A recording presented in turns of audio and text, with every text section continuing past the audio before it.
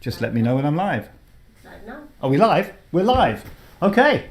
Welcome everybody to the third edition of the Coffee Club Taster Set live cupping. I've got some notes here just so I make sure I talk about everything on cue because, well, I can waffle on and then before we know it, time's up. So we want to get everybody ready, make sure everybody arrives before we sort of get everything going. So I'll just introduce edition 3 of the Taster Set Coffee Club. As you know, each edition is theme-based. So this is the last of our trial editions as well. So I should say that 5 samples that you've been receiving with each edition is going to change. So from our relaunch in April, we're going to have 4 samples per month, and we're going monthly. That's the important thing, is that this was a sort of every 2 months trial period. Then when we switched to monthly in April, 4 samples a month. So get your heads around that, because it's the last time we'll be doing a 5 sample cupping. And yeah, very exciting. So what I should remind you is that we need questions from you to get the ball rolling later on. So put your questions in the comments. Aiko will then field them to me. And yeah, that'll open up the discussion, because this isn't one way, remember? This is a 2-way cupping event. You have the same coffees, I hope. And we've got the scoring cards as well. I'll talk about them later. If you don't have one, you can print one off on our website. There is a link available, and I'll talk about that again in a minute.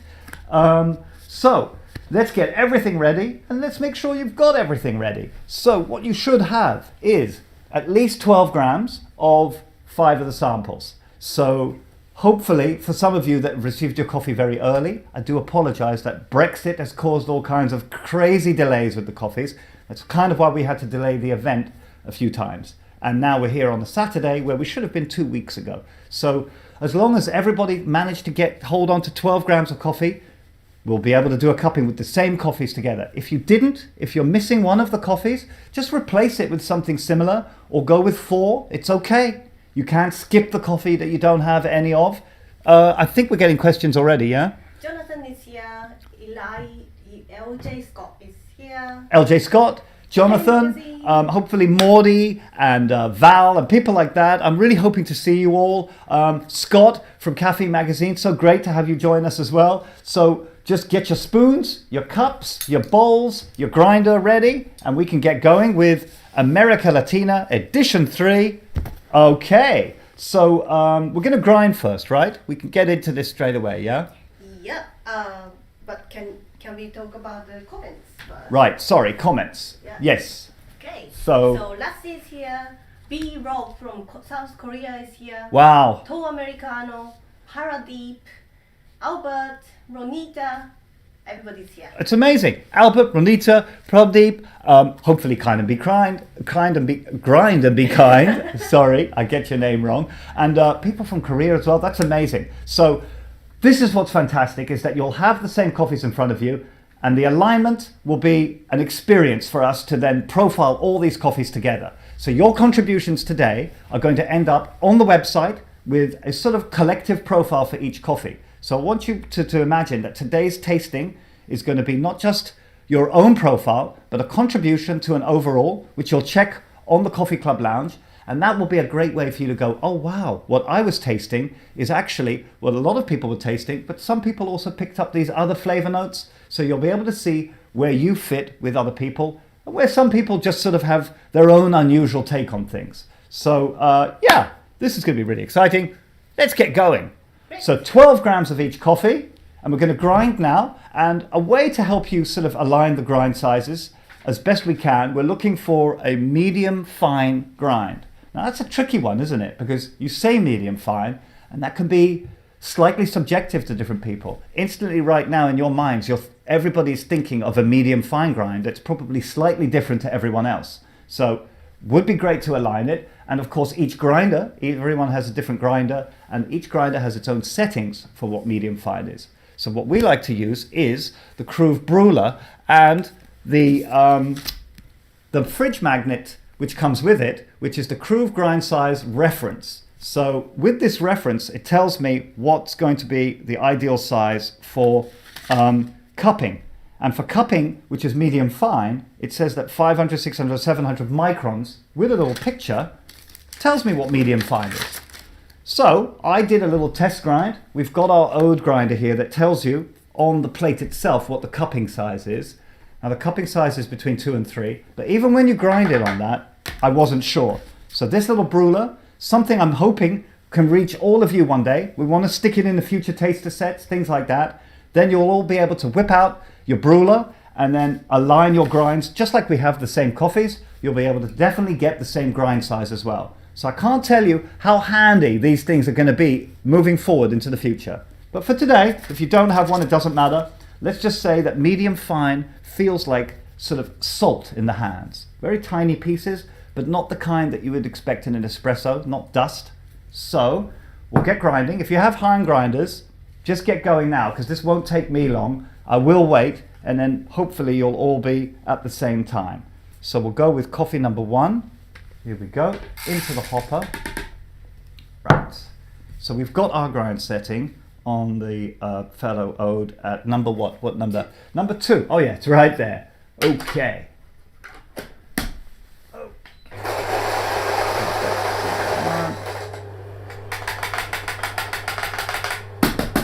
Okay. Number 1. Take in the aroma when you've ground it, because as soon as you ground it, the smell starts, all that lovely flavor that you're going to taste later is leaving the coffee. And this is a big reason why when people ask, should I buy ground coffee or whole bean? Well, the answer's right there. That beautiful aroma is the flavor escaping. And you don't want it to escape before you brew. Right, sorry, what? Cafe Magazine asks, would Yes. this be similar to V60? Would this, what, the cupping experience? Grinding. Oh, the grind size. Good question, Caffeine. Yes, the grind size I would say is slightly finer than a V60. I think I tend to go with a V60 for right down the middle, medium.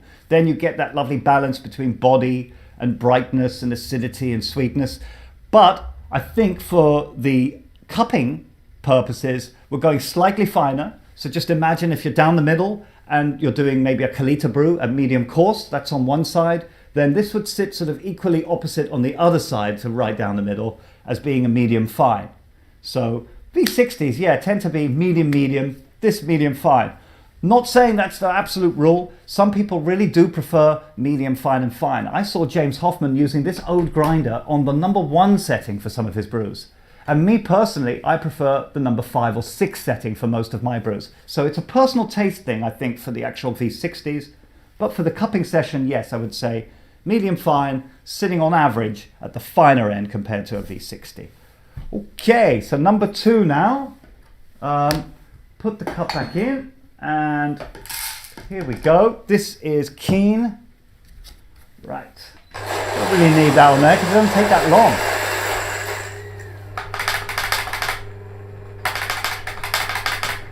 Excellent. Okay. Wow, lovely. There's such a warmth to the smell. It's a very soft, gentle smell with Keen as well. Nothing really pungent here, but I don't think the aroma tells the whole story. So yeah, we just take that as one part. The dry aroma. We're also going to do the wet aroma in a while. Okay. One more time. Right. Always a bit of coffee left in there. Can I give you that? Thanks. Okay.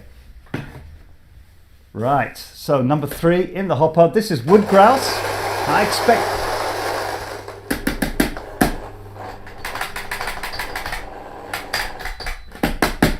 expect the aroma for this one to be much more pungent, because I remember the taste of the wood grouse, and yeah, you can really smell already the energy in this coffee. This is a lively one. Costa Rica, and really good. So looking forward to this one in the cupping. Okay. Right. So next one is Wood Street, the Mexico. Okay.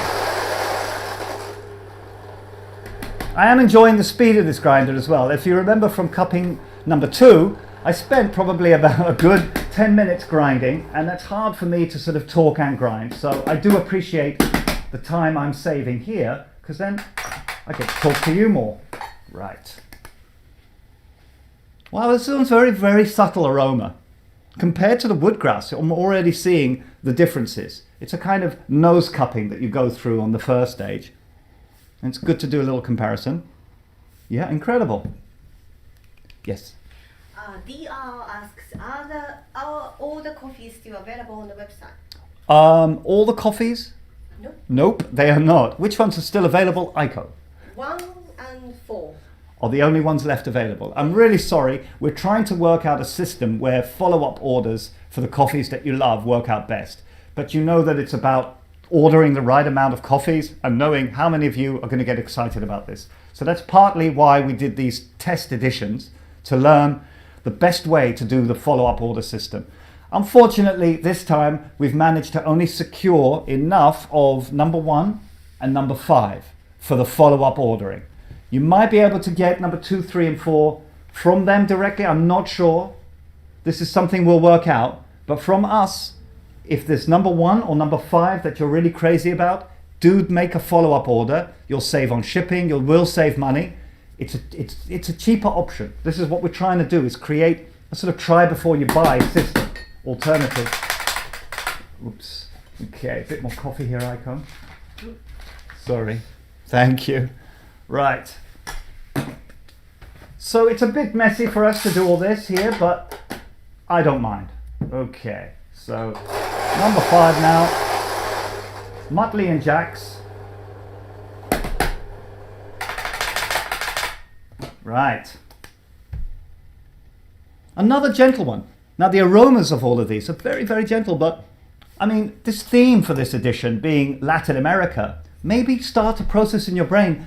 What am I smelling? What am I experiencing that's similar from this region, from this part of the world? Not region, this is a whole continent. So we want you to sort of experience Latin America in its wondrous varieties, but also in its similarities. So let's see today what we can work out is quite similar in Latin America, as well as the obvious differences.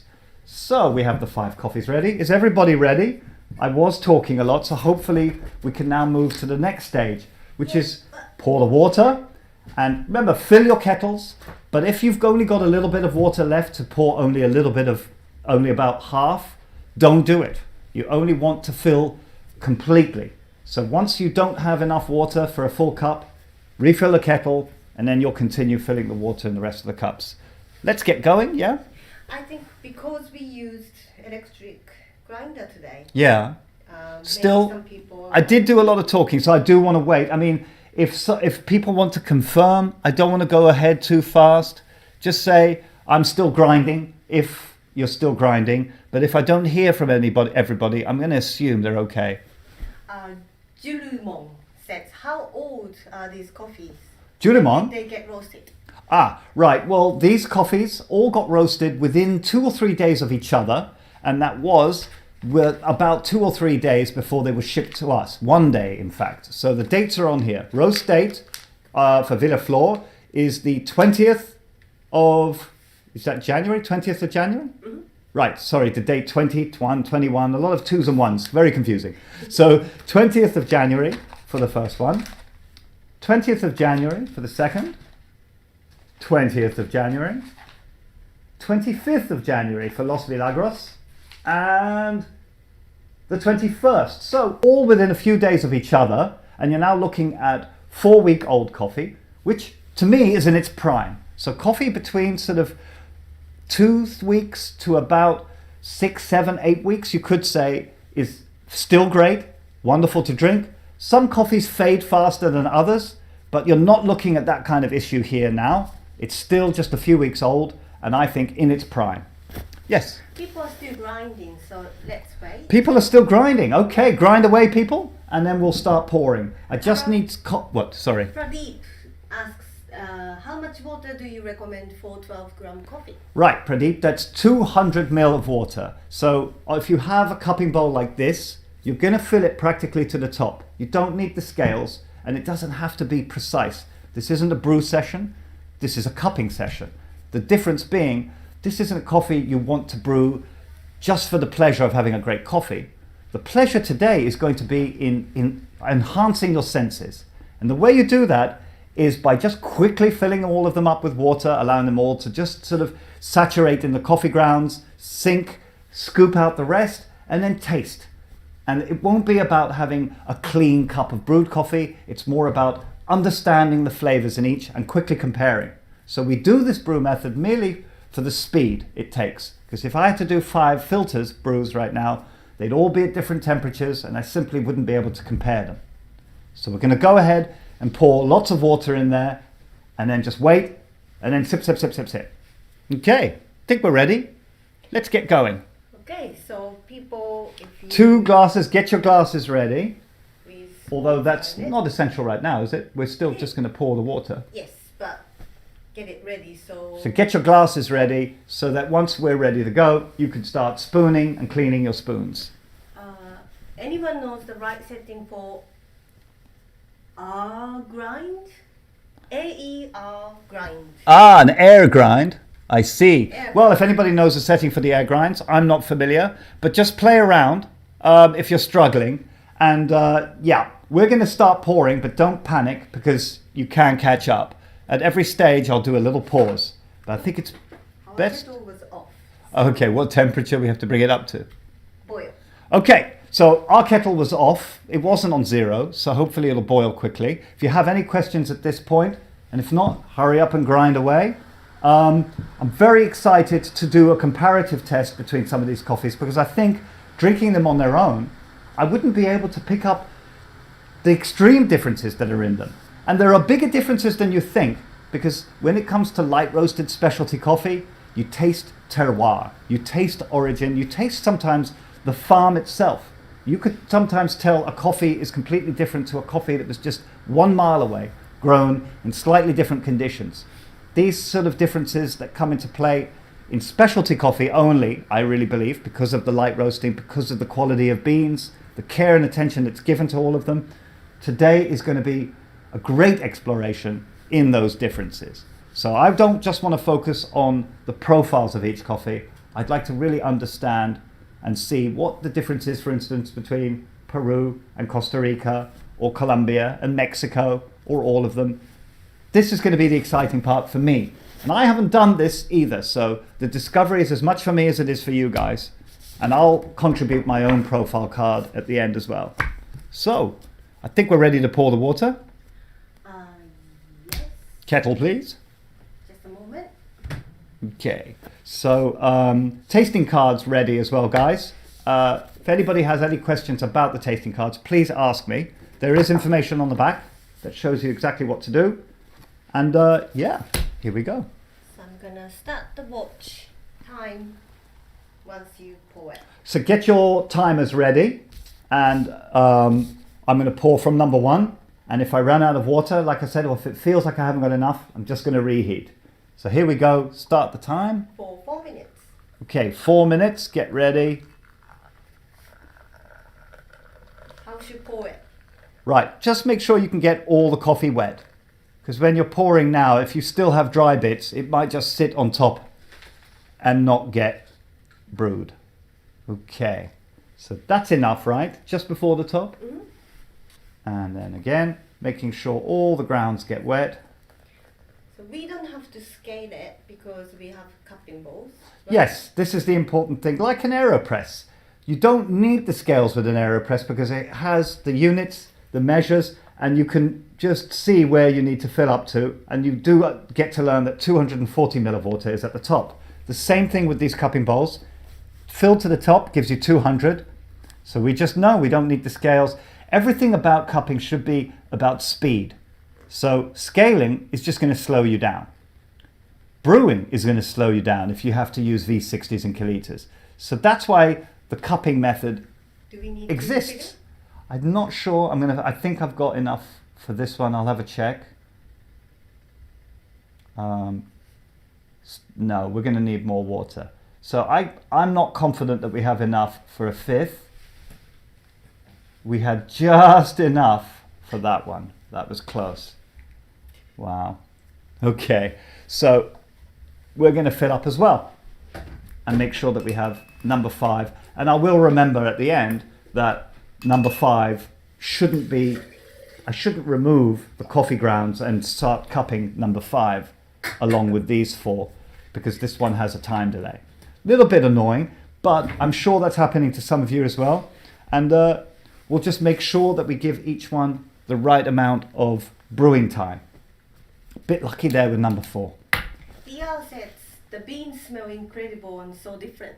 Right? Wonderful, huh? And as you grind like that, you start to see straight away as the smell escapes, you could start to see the differences and the variety that's going on. Really, really exciting. So maybe make a note of the dry aroma. I might add that to the tasting card one day. Something to include maybe is a dry aroma and then the aroma when you break the surface and get that first lovely smell of the coffee brewed. Julibon said suggestion for next time, get a cheap big normal kettle.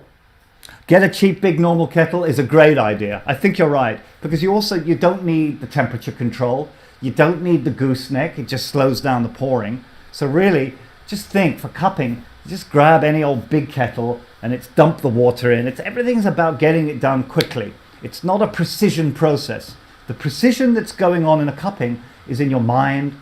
It's in the tasting. It's at that point that you want to be laser focused, sharp, and in that kind of mindset of understanding nuances and details. But the actual process of cupping, it's quite a clumsy and haphazard affair, if you will. You just grind, pour, wait, scoop, and go. That's the important thing, I think, to remember in cupping. I think soon 4 minutes will be over. What do you do after that? After the 4 minutes, I'm then going to break this crust with the spoons, and that will 3 times. So it's backwards, forwards, it's whatever way you want to do. Don't really stir in circles, but it's good to kind of brush forwards and back. That breaks the surface that's hardening in front of us right now. I think I'm ready to pour the last water. Okay, great. Thank you. So the way you do it is break the crust 3 times back and forth to sink most of coffee. Hold on a sec. That's the 4 minutes? Yep. Right. So I'm going to have to do that to the first 4 coffees, but not the 5th. 5th one starting 4 minutes now. Right. So we're making note that that one's behind the other 4. Good. I'm glad that it hasn't worked out slick for me because I'm sure some of you are having this issue with the water, and that means we'll all be sort of aligned the same way. Now, it's time to break the crust on these 4. So that's what I'll do.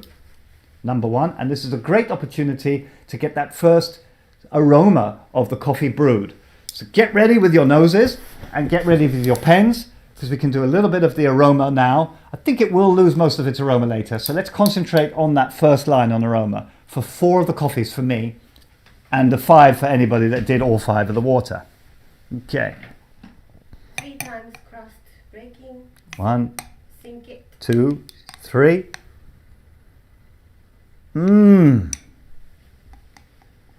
That's a lovely aroma. Okay. Clean the spoon. You don't have to scoop it. No scooping yet. Okay. Excellent. Okay. Number 2. Break the crust. Well, I want to make a note of the aroma.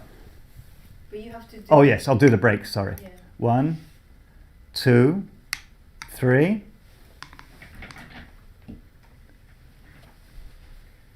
Oh, lovely. Okay. Dip. And then break number 3. Backwards, forwards, backwards. There we go. Number 3, lively, really lively. Okay. Number 4. 1, 2, 3. Oh wow, number 4 smells like biscuits. Amazing. And I'm going to wait on number 5. Okay, I must have about, what, 2 minutes left? Amazing. Aroma. So Yeah, just 2 minutes. I'm going to make a note that the aroma, I'm getting biscuit aroma on number 4. Biscuits! So, quite a strong aroma for number 4. Number 1 is, oh, wow. It's like a grapefruit smell. Why? It's surprising, really surprising, number one. Number two, very mild, very mild. So I'm going to say barely anything. Number three is the strong one. Woo! Very strong. And are we ready for number five? Let's scoop out the surface. Okay, let's scoop out the surface. So here we go. We're cleaning up the surface of the coffee now.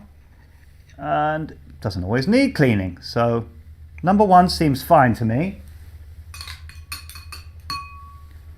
Number two.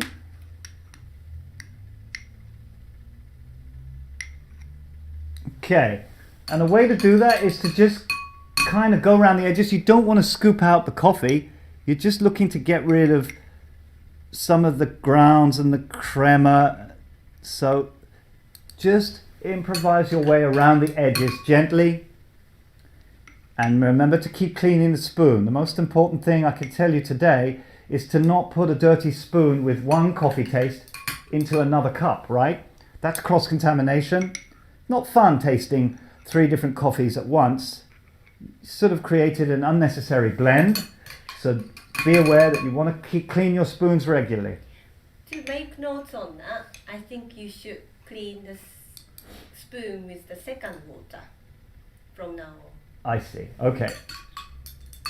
No, Right. And it's fine. there we go. That's the alarm. So now I can break the surface on number 5. 3 times. Pradeep said 3 has the most amazing aroma. Right. Doesn't it? Really pungent, but in a great way. Personally, I'm going to say that number 4 is the surprise, because I've tasted number 4 and I didn't expect that biscuit aroma. So is anybody else getting the biscuit aroma from number 4?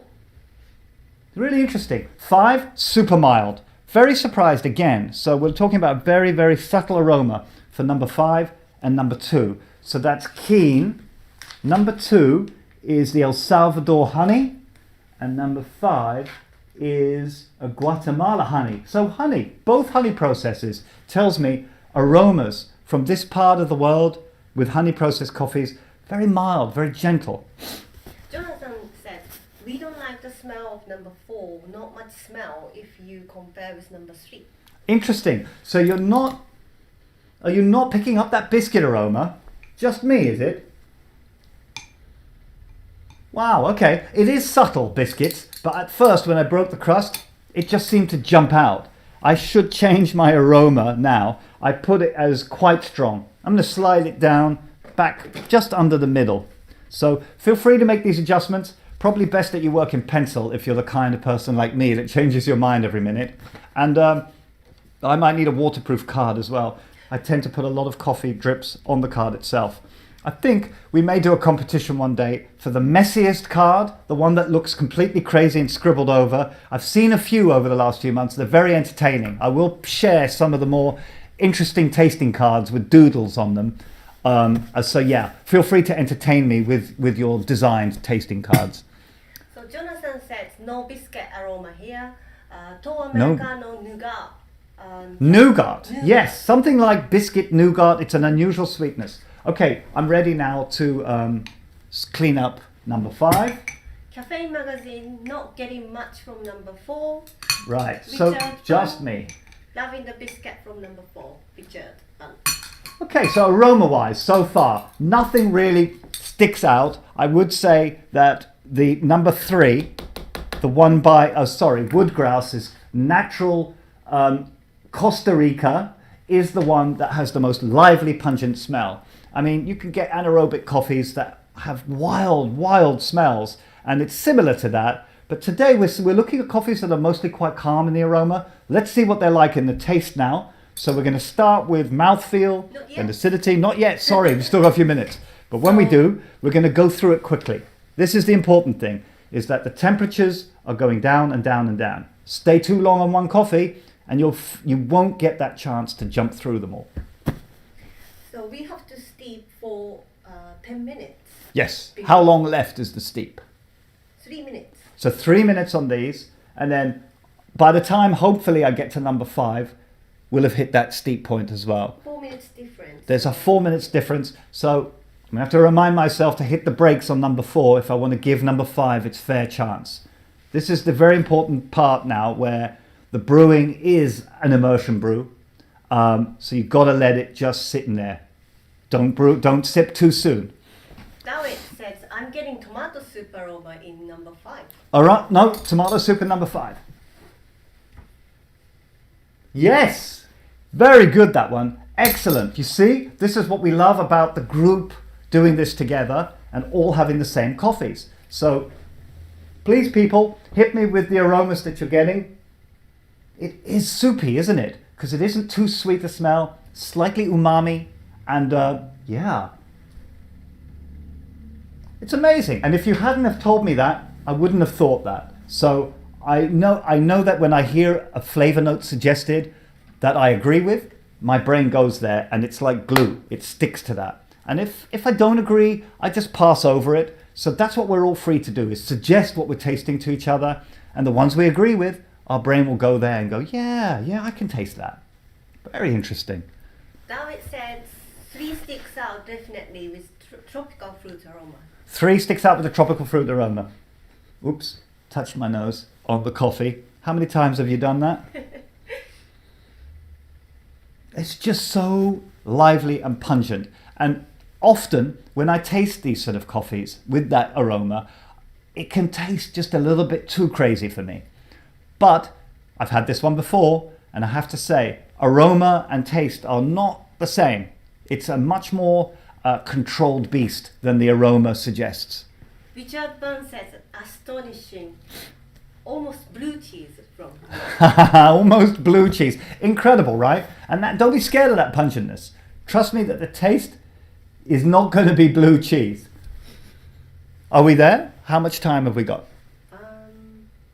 30 seconds. 30 seconds, people. So get your spoons ready and get your pens ready, because it's going to be really important now that you scribble flavor notes, mouthfeels, acidity, body, finish. So mouthfeel is going to be first. Mouthfeel, think about just how it feels in the mouth, okay? I'll describe what I'm going with, and hopefully that'll trigger some ideas, but mouthfeel can be a tricky one. It's not to do with flavor, but it kind of is, because flavor affects mouthfeel. Yes. Cabbage soup from number 5. Cabbage soup, craziness. Who said cabbage soup? Zarek. Zarek, that's nuts. No, I'm sorry, I'm not getting cabbage soup. I'm not going there with you on that one. Okay, right, we're ready to start tasting. So get your spoon ready, here we go. Okay, number 1. And we want to move them through them quite quickly. This is a mouthfeel first. Right.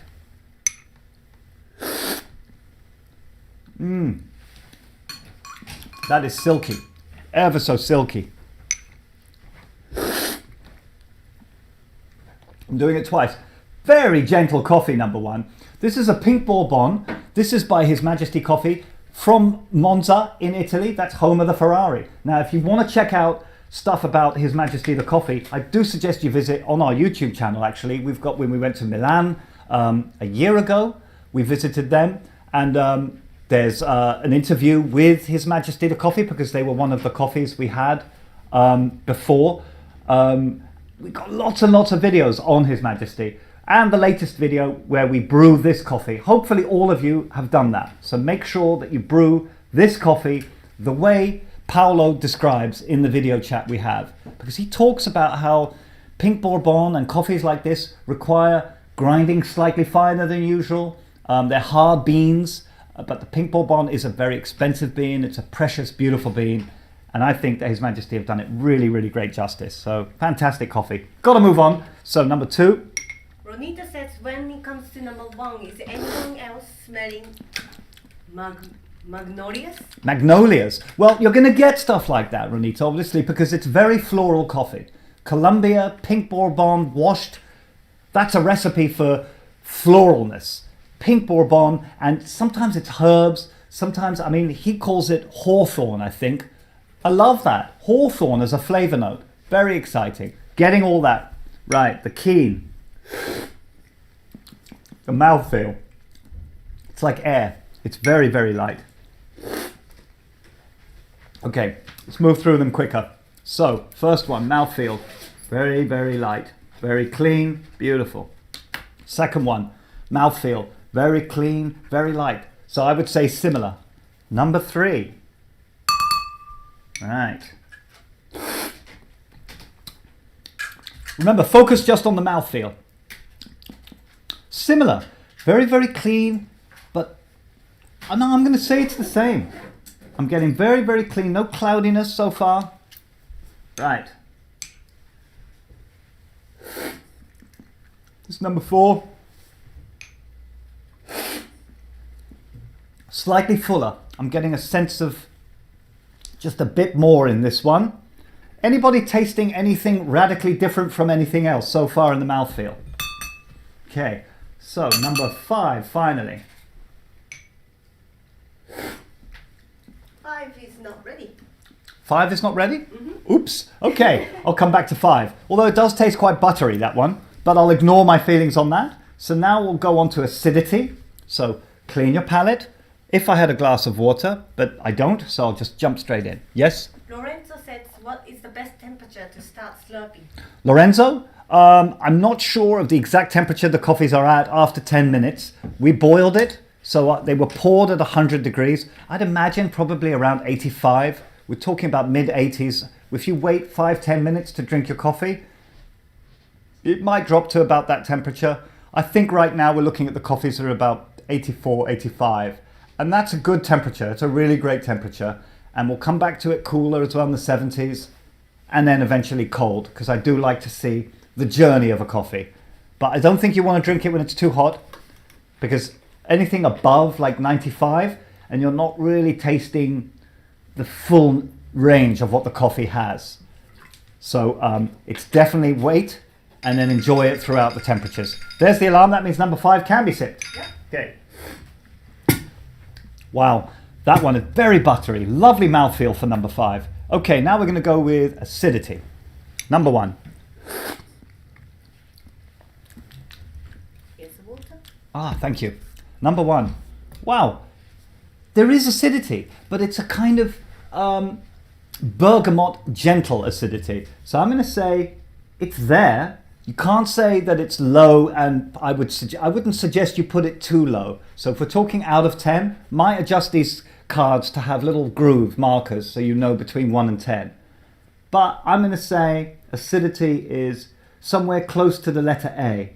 So quite low, but not so low. It's there.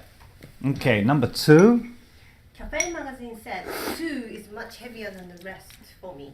2 heavier than the rest. Interesting. Keen's as the heaviest for you.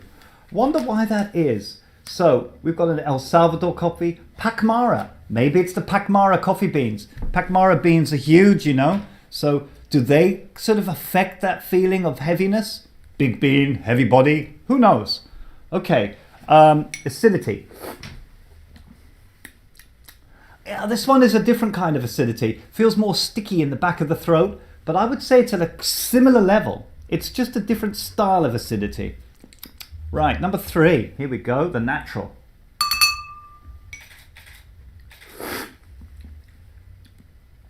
Wow, and I think for a natural, this actually has quite high acidity. Normally naturals, you would expect to have lower acidity. I think it's washed coffees that exhibit the most acidity. And today, so far, we've drunk the first 2 coffees that one is a washed and the other is a honey. And now you hit the natural, and the natural has the highest acidity in my view. It's not super, super high, but I'm going to stick it somewhere around the letter I in acidity. So just above halfway. Wow. Right, the Mexico now, number 4. What's the altitude for this coffee? 1,500 to 2,000 meters, so quite high. Altitude can sometimes denote acidity, because you know you get these really high altitude coffees that have the sharp crispness, and the low altitude coffees that have the more cocoa-ish low acidity. I'm just looking at the acidity, the altitude to compare in my mind. Is that a factor? So, very low acidity. Mexican coffees are very gentle coffees, and this one so sweet and gentle, and the gentleness mostly due to this, I would say, very, very low acidity. So I'm going to put this one, number 4 for me is the lowest acidity so far. What is everyone else getting? Well, it's a tie actually between number 4 and 5, but 5, it's there. The acidity is similar to 1 and 2, where it's just this lovely kind of gentle background acidity that without it you'd notice. So let me put in number 5 that it's about the same medium low as number 1 and 2. So number 3, highest acidity, but not that high. All 5 of these coffees, I think, are exhibiting medium to low acidity. Now the body. Okay, let's go again. Number 1. Silky, kind of light, but beautiful. So I would say number 1, it's a balanced body. Not too much, not too little, right down the middle. Okay, number 2. Pradeep says 5 is even lower acidity. 5, you think it's lower acidity. Now remember, it's not about, is it acid? Am I getting the acid? It's the character. What would it be like without any acidity? Then you recognize the presence of it. Sometimes a comparison, but I would have to say in this month's collection, we're looking at a kind of collection of generally low acidic coffees. So nothing really sticks out as having the highest. But for me, it's number 3 with the highest acidity. Please, everyone else, let me know which one has the highest acidity for you. That's an interesting revelation in itself. Okay, so the body for number 2, I think, is very, very light. Frame Magazine says agree. Excellent. So we got an agreement. And you see, and this is going to be really great when we get the collective scores, is to see, are we all going in one direction? Sometimes you'll find attributes really divide people, and other attributes, everybody's in agreement.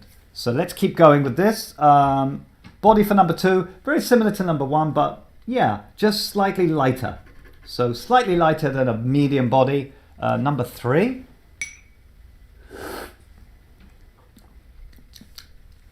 Quite a light body. A surprise, isn't it?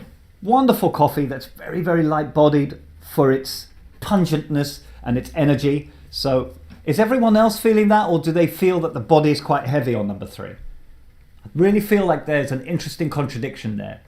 Full of zing, full of flavour, but the body, very light, very forgiving, very easy. That's part of the classicness, I think, of the Woodgrouse coffee. Okay, number 4, the Mexico. Everybody agrees with you about 3 as highest acidity. Excellent. But Tall Americano says 5 is the highest. Tall Americano, standing tall and above the rest, says that number 5 has the highest acidity. That's amazing, you see. Taste buds. It could be that your taste buds are extra sensitive to acidity. Who knows what it is? But everybody's different. We must remember that. There isn't really a right and wrong. Okay. Body for number 4 is very similar again. So we're not seeing so much differences this month in certain attributes. There seems to be an alignment. Maybe that's what could happen with the Americanos. Right, body, let me just finish this, is similar. And now number 5.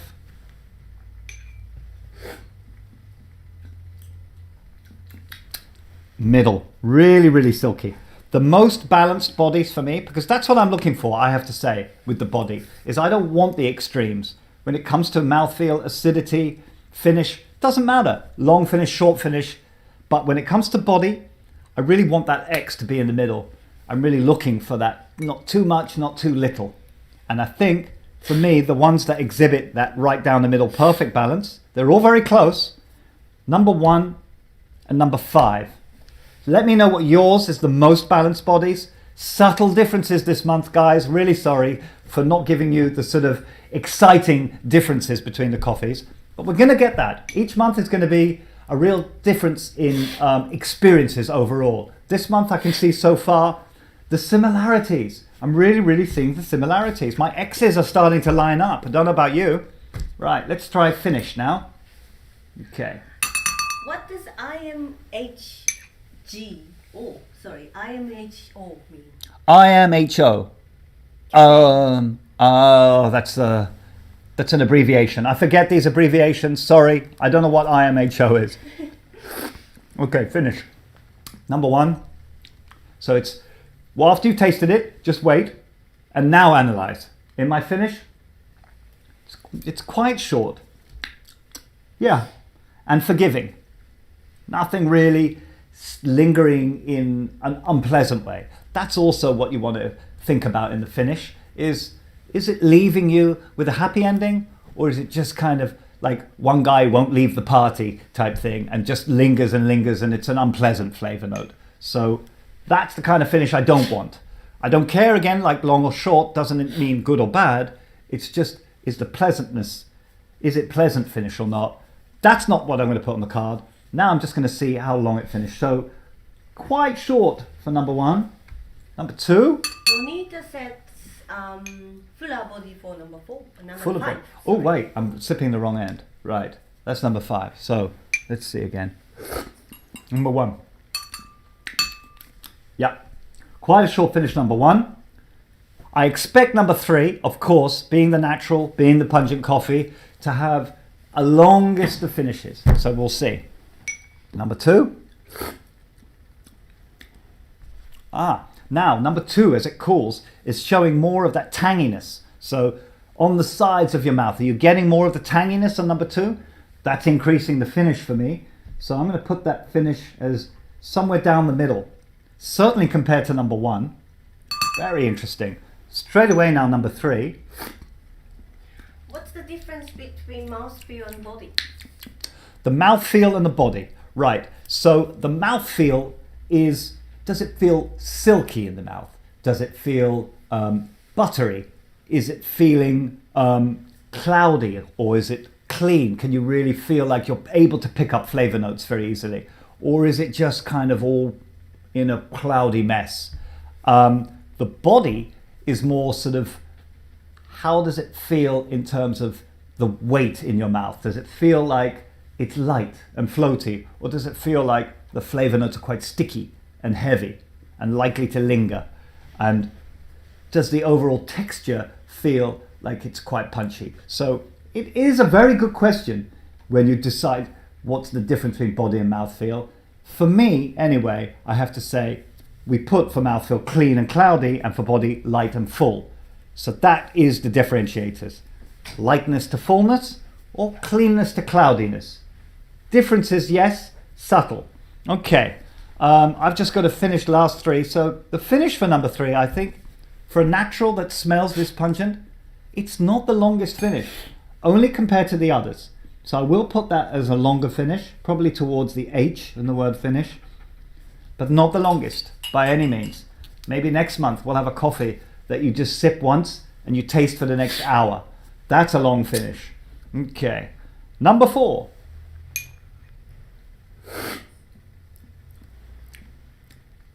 Wow, number 4 almost disappears straight away.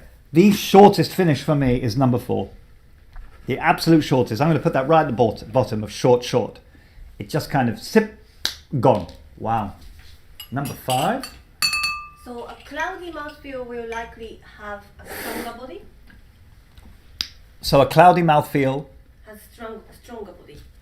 It can do. It can do. I don't think there's a hard and fast rule. I do taste some coffees.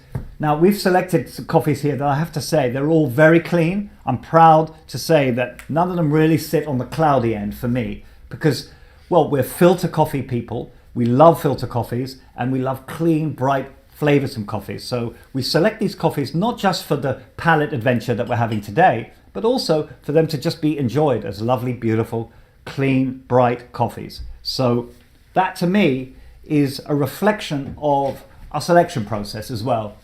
But sometimes I can find that coffees are cloudy anyway, or you will tell me that the coffees that we thought were clean were actually by the community being perceived as more cloudy. And that will really help us also in the future with our selection process. So what you're doing, guys, is not just profiling the coffees for your own experiences, but you're going to help us select coffees in the future that will give you more pleasure. Wonderful. Right, flavor notes. Remember, they're not on the bags. So let's talk about flavor notes. Who's getting what? Number 4 doesn't linger at all and tastes better when it's cool. Very true. It's such a short finish. I've got number 4 as the shortest finish. So who said that? Zarak said that. Zarak, we are of one mind. Okay, so the finish for number 5, and then I'm done. Something lingers, not the longest, but it's just a little bit longer than number 4, and it's a lot like the others. So wow, such similarities. Now the flavor notes. This is where I think today's sort of set is going to prove the differences. Lorenzo, so for instance, number 3 is pretty cloudy, but the body is not so full. Am I right? So number 3, you get a cloudy one. Let's see. Okay. Yes. Now that's really good.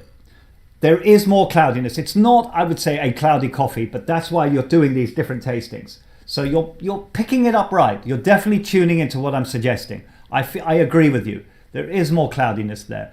It doesn't mean it's a cloudy coffee or a worse coffee. It's actually, it could be interpreted as a creaminess, not just a cloudiness. We just use the word cloudy on these cards, but you can interpret it as creamy, as maybe buttery. It's different things. It's certain things. It's just, what does it feel like for you compared to that cleanliness that you get with bright, easy to pick up flavor note coffees? So glassy, I sometimes call clean coffee. That's the negative term. When you have coffees that are just too clean, maybe like when you sift out all the fines in a coffee. I did that once, and you get this just sort of the most even grinds. It's not great because you get a glassy coffee. And that's the opposite, I think, of the cloudiness. So cloudiness is a good thing, and I'm enjoying it in woodgrouse. Creaminess. Right, flavor notes now. Let's just end on that. Okay. So number 1. Now this coffee is very much about herbs, delicate kind of, he says hawthorn. I love all that. And that's the dominance, I think, in number 1, is this herb garden sensation. Non-sweet, Colombian coffees often having caramel flavor notes, just wonderful, rich, butterscotchy flavors that really excite me. But this one, I just loved because it was different, herbal, a herbal Colombian coffee. Isn't that wonderful? With a bergamot touch. Number 2, okay, so yeah, I'm going to put herbs as like 60-70%, and bergamot as like a 40%. That's my profile of the most interesting characteristics from number 1, and a great example of Colombia's variety beyond the obvious.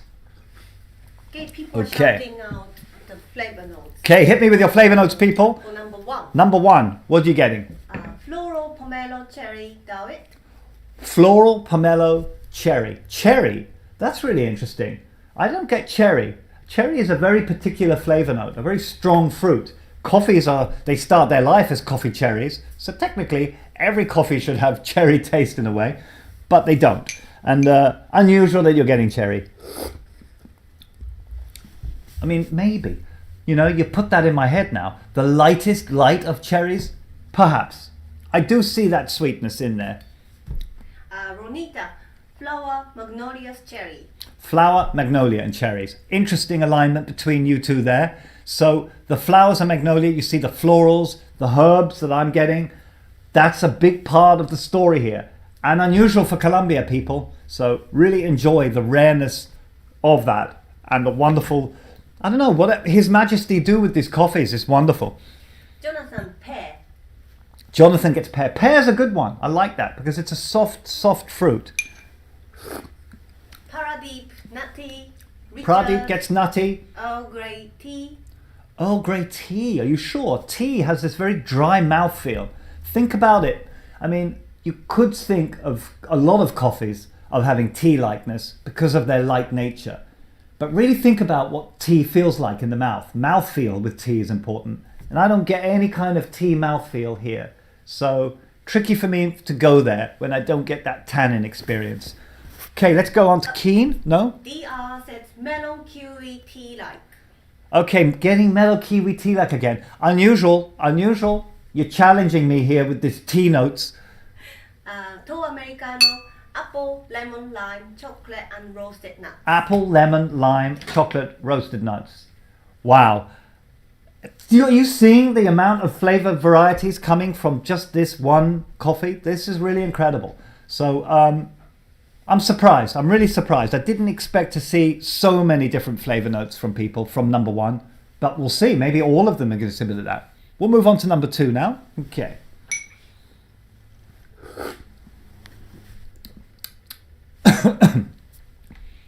This is the tangy coffee. It's really calmed down now. Right, now go with your instincts, right? So the first thing that's popping up for me is grapefruit. Gentle grapefruit. And that's the acidity. Grapes, they're very different things, but grape. I get a kind of grape sweetness. Now, am I getting anything else in the sort of mid areas? Yep. Gentle nuts in the background, but I would say that's about 20%. The grapiness, about 40%, and the grapefruit, about 30%. So I scribble in my bars there. Very important that you scribble the amount that you're tasting of each flavor.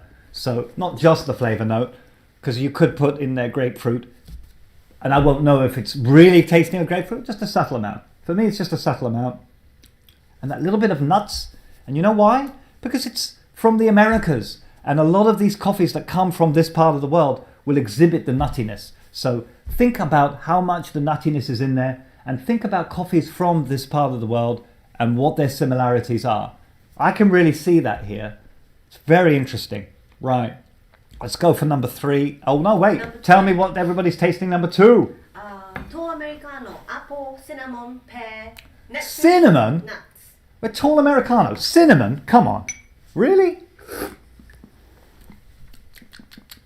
Cinnamon is a particular flavor note it's very particular.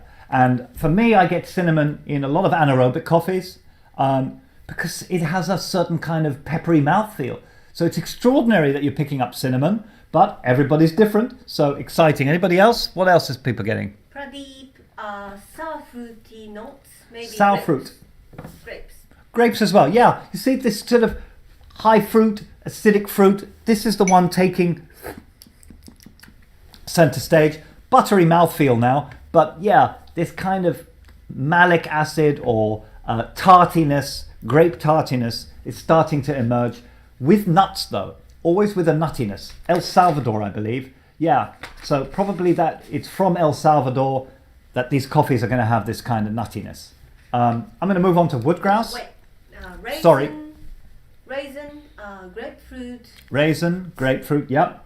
Ripe peach, white wine, or No one really getting the nuts. black tea. Maybe it's psychosomatic because I know it's from El Salvador, but I feel like it's just that if you try to imagine it without nuts, suddenly it's such a fruity coffee, and I don't believe it is. I believe there's something counterbalancing the fruit ever so slightly, and I feel like it's a nuttiness. Maybe I'm feeling that because it's from El Salvador, or maybe I genuinely can taste some nutty characteristic in there. The ghost of a nut. Ghost nuts. And milk chocolate, marshmallow. There we go, milk chocolate. That can be sometimes associated with the nuttiness. Chocolate, nutty, cocoa. They all sit in similar groupings. And very light spiciness. Spiciness, interesting. Okay, I'm going to move on. Here we go, number 3. Wow. Wild. Amazing. I get tropical straight away. But what kind of tropical? So we're doing the flavor wheel. Oh, I should have the flavor wheel in front of me. Here we go. So remember that in your brain, you can use the flavor wheel as well. So I'm going fruit, tropical fruit, and then what kind? Is it papaya? Sticky mango? It's a hard one. I mean, I'm loving it. It's got energy. Every sip I take is like a whoosh in my mouth. But it's a hard one to identify what exactly I'm enjoying about it. Please hit me with your flavor notes, and I'm going to see where I go from there. I'm not going to profile this one first. I want to know what you're tasting. Yeah? Yeah. What's everybody getting in number 3? Okay. Here we go. Passion fruit and pineapple. Passion fruit. I don't know what passion fruit tastes like. It's quite high acidic, really like Okay, super high. then that's an interesting one. What else? Raisins, lemon, lime, dates, dark chocolate. Who said that? Tall Americano. Tall Americano, that's nuts. I mean, maybe dates, but what is the energy in this? Oh, it's extraordinary. I love it. I mean, guys, think about it. It's a natural Costa Rica from the Terrazzo region. I really want to learn more about Terrazzo. Really, really extraordinary coffee. Wow. So, what other flavor notes are people getting? Treacle, aniseed, Wow. white wine. Are you seeing? Some Roasted. coffees really make people all taste something different. So white wine is a really good one. I think that the wine characteristics are very strong and really, really pleasant. So wine-like, I'm going to agree with that. I'm going to put down that it's got a kind of wine, 70% I would say is white wine feel. Roasted pineapple, Roasted pineapple, I like that one, wow. lychee, Lychee. mango. Lychee is probably the acidity. I'm getting into this new thing of describing acidity, but using flavor notes. It's a complicated one, but when I say, like lychee, for instance, I don't think there's a lychee taste in this coffee because I remember if you joined us for edition number 1, one of the coffees was by White Star, and it was a Costa Rica, and it had a lovely lychee taste. Now, this is a Costa Rica, so we can see that Costa Rica does exhibit these lychee-like flavors. But I think that the lychee in this one is more sort of lychee-type acidity, rather than actually tasting the lychee. No, wait a minute, now I'm tasting the lychees. Okay, lychees. I'll put lychees in there. Lastly says tropical fruits, but chocolate now because it's cold now. Chocolate now, tropical when it was hot. Often happens with coffees is you get this kind of tale of two coffees, hot and cold. And sometimes, yes, with Central and South America, we had one recently that was, when it was hot, very kind of cocoa chocolatey, and then when it cooled, became this wild, funky cup. And it was a Jekyll and Hyde. It was really an unbelievable transformation. So possibly that's what some people are experiencing, yeah, with this coffee. Really interesting. Loving this coffee. Let's go on to number 4, the Mexico. Okay.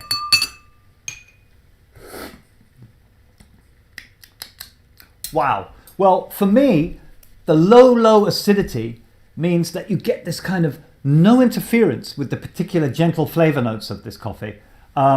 Firstly, is that kind of marzipan? This is a tricky one.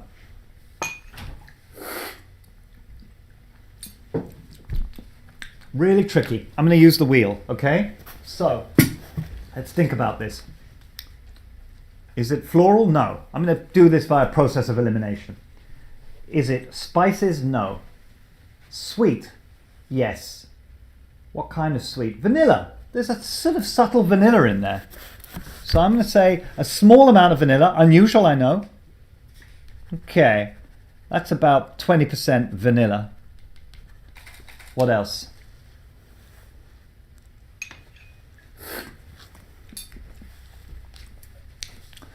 I kind of remember the flavor notes that he put on the bag, so I'm trying to ignore them and see if my brain can go its own way. This is why we don't put the flavor notes on the bags. It's because we want you to not be influenced by the roaster's profile at this stage. So if you do want to know the actual flavor notes, they are on our website, but I recommend you don't go there because you must allow your brain to explore these yourself. And if a coffee is challenging in identifying a flavor, accept the challenge and try and push through and see if your brain can land on 1 or 2 flavor notes, because the arrival at something like that and the confirmation of it is the muscle that you're exercising right now with this sensory experience. So it's about taking on the challenge of identification of flavor notes, not just, oh, that one's easy and I'm enjoying that, but the harder ones as well. And this number 4, it's a doozy. Okay. People It's say- because it's gotten very cold as well. What are people saying? I'm open to suggestions. All I can pick up right now is vanilla and other things, but I'm finding it hard to identify. vanilla ice cream, marzipan, black pepper. Very interesting. Wow, black pepper. Who said black pepper? Tall Tall Americano, of course. What else? Toffee, nougat, This is good. blueberry. Nougat, I agree with. I'm going to put that down. Thank you. Nougat. Well, about 50% actually. Because nougat is not a strong flavour in itself and does have. Well, nougat is made of nuts, isn't it? Some kind of nut is in there. Nut mixed with Right. caramel. So I think it's in there. Mexico, again, nutty cocoa coffees you can get from Central America and Mexico. So in the background, nougat is good, really good. Cola. Cola? No. Cola is a very particular flavour note. And often it's a negative one for me. Not getting cola in there this time. Let's go to number 5. Okay. Black tea Black tea. No, that's just cold coffee for me. and floral. Oh, ooh, number 5. Number 5, really nice. Wow. This is the Peru, is it? Sorry, not Peru. Guatemala, not Peru. Here we go. Hey Ho Tenango. Took me ages to pronounce the region of Hey Ho Tenango, but there it is, Guatemala, and it's Caturra Pache Bourbon honey process again. A wonderful example of Muttley and Jack's. Super sweet coffees they do. Always easy to drink. I get very excited about Muttley and Jack's coffee. Do recommend you watch the interview with him as well, because he shows us around his roastery. Really cool on the riverbanks in Sweden there. Unfortunately, Muttley, his dog, wasn't there for the interview. But one day we'll have a full interview with Muttley. Let's see. People are agreeing with cola for number 4. Very interesting about number 4, cola. It might be a comparative thing when you sip through them. So I'm going to try number 4 now. It's the cola effect. If you sip through them, then number 4 jumps out maybe as different. But I'm not getting the cola myself. Okay. Number 5. Number 5. One more time. Is it like a light cherries? I think very light cherries in number 5. I'm not even going to put cherry. I'm going to write light cherries. Because there can be some coffees, I see like dark roasted coffees, they actually have cherry as the main flavour note, and you know what that means. That's that thick cherry taste. So I like to make a point of putting light cherries down if I am tasting cherries. But a light. Okay, what else am I getting? It's an unusual sort of candied fruit sweetness in number 5. Is anybody else getting that? It's like, yeah, tinned fruit. Tinned fruit, I'm going to put. The juice. Ronita says cooked pear. Cooked pear. Excellent, Ronita. Do you know, imagine if you've opened a tin of fruit and you drink the juice from tinned fruit. Isn't that the sensation you get with number 5? That's kind of what I get. So I think that's it. I'm going to wrap that up. I'm going to put my scores down now as well. No, I'm not going to score the coffees. They're all 5 stars for me. Right. Should I read number 5? Please, let's get flavour notes from number 5 from people. I put light cherry and tinned fruit about 60%, light fruit about 30%. Ooh, number 5, tamarind. Tamarind, is that tall Americano? No, Pradeep. Pradeep, tasting tamarind. Well, that's interesting. You've got a taste for the spices and herbs, I guess. You're picking them up really easily. Apple tart, cinnamon, earthiness, cocoa. Apple tart, cinnamon again. Really, that's unusual. We don't have an anaerobic coffee here. So to taste cinnamon in a non-anaerobic coffee is unusual and very interesting. Lorenzo says they're too cold now. Yep, they've all gotten very cold now, guys. So that's where we wrap it up. We should talk about the giveaways, things like that, because we gotta wrap this up now. So just let me just say that we want your scorecards. So take a photo and upload it. If you want a chance for the giveaways competition, it's very important that you do that as well, because it gives you points, and we're adding up the points of the things that you do, the actions that you take. So making comments, sharing posts, and uploading your scorecards, things like that, all contribute for your chance to win one of these. So let's have a look. We got a really cool, shall I open it up? Yep, got a really cool Wood Street t-shirt. Okay, really, really cool. I love Wood Street's logo. So that's what you'd get. Or wood grouse. So we got coffee number 3 here. Wood grouse.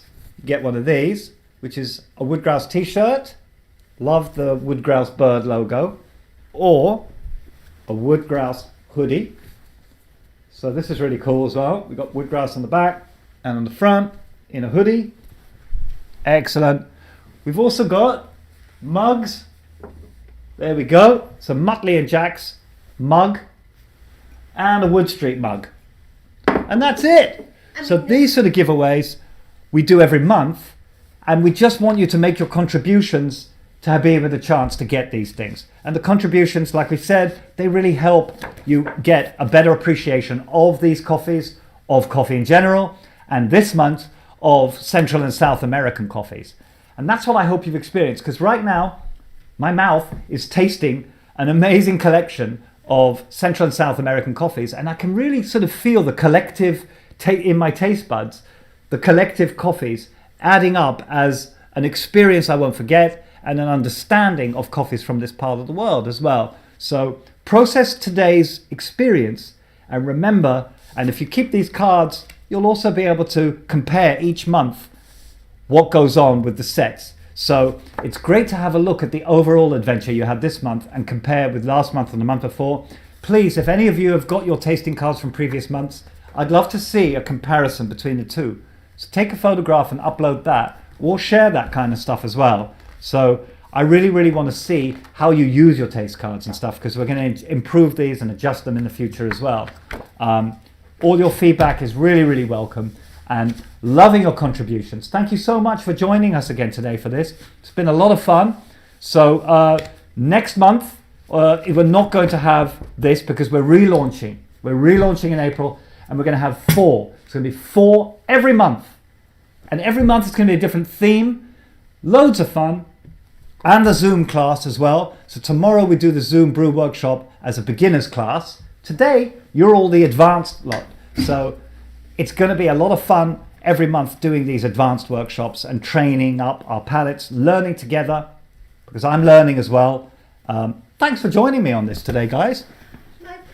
People might be thinking 4, really? So maybe you should explain. Right. It's going to be cheaper.